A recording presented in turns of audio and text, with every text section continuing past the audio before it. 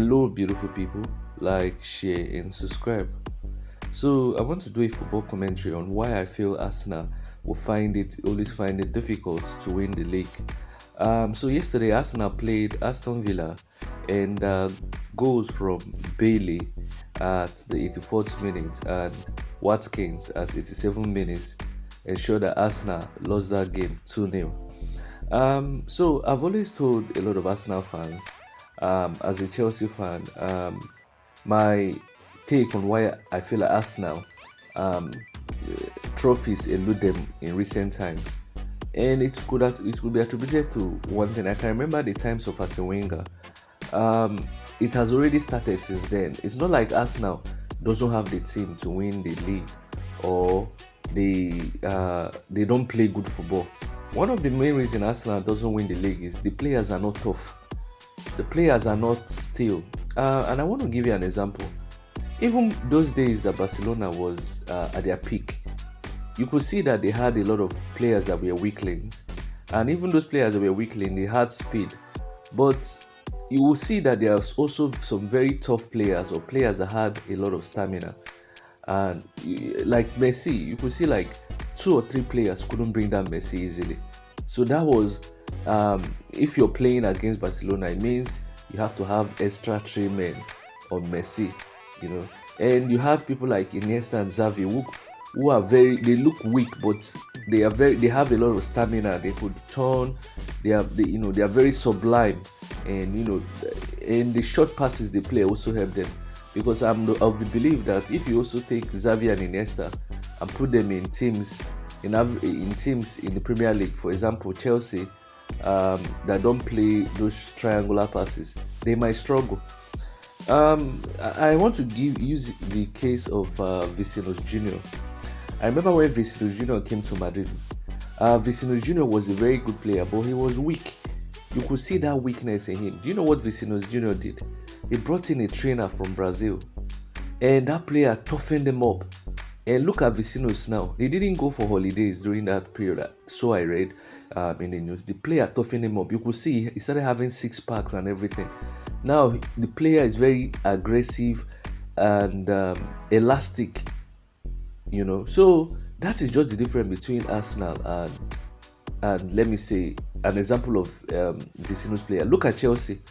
Chelsea winning the league many times was due to a lot of tough players like Drogba, Lampard, and you have of recent time Kante that helped Chelsea win the Champions League. This last one, they won it. You could see only Kante ran the whole Madrid team down. Nobody was able to catch him. He was basically everywhere. So those are the things Arsenal need.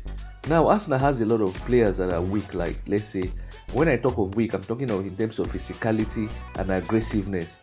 There are players that are not very elastic, like players like Kai Havertz. Then you have people like Jorginho. Those players cannot mark, they cannot run, they cannot cover the field, they cannot cover a lot of distance. So you look as if you're already playing short too when you're playing such players. In a football team, for you to win, everybody must cover a lot of distance. Now, when you compare the Arsenal team to Man City team, they are almost the same. The only difference is that Man City has a lot of tough players.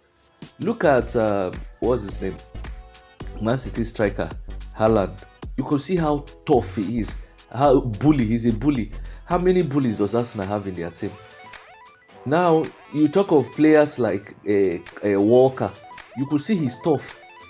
He doesn't just know how to play passes. He's tough. He's aggressive. He can drive. He can do a lot of things. Arsenal players are readily bullied, and that thing affects their game. So I would advise Arsenal management to get maybe Vinicius trainer, ask Vinicius who trained him, and all the players must double up. You could see at a point I even read somewhere that Ronaldo does 500 push-ups. How many players in this Arsenal setup can do 500 push-ups? They need to bulk up a little bit with maybe things like whey protein, and go to the gym and toughen up.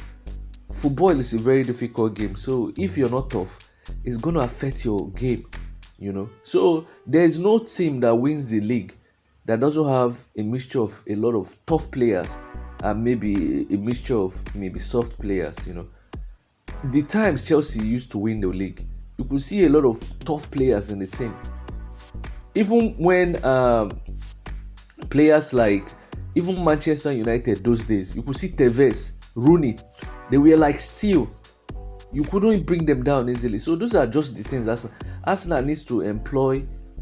Maybe Vicino's trainer. There's a player you should inquire from Vicino's who trained him. I think he's from Brazil. Vicino's brought him, and maybe also hire a dietitian. And I'm sure next season they can toughen up, and those players can win the league. Then maybe add 1 or 2 or 3 different players to spice up the team. If not, Arsenal will always struggle. I've always told my friends, football is not just about passing or maybe being dribbling or being able to dribble. You must be tough. You must be aggressive. You must be elastic. Elasticity in football means you can change direction and speed almost at the very short notice. So those are just some of the things affecting player. You cannot compare Vicino's strength with Saka's strength.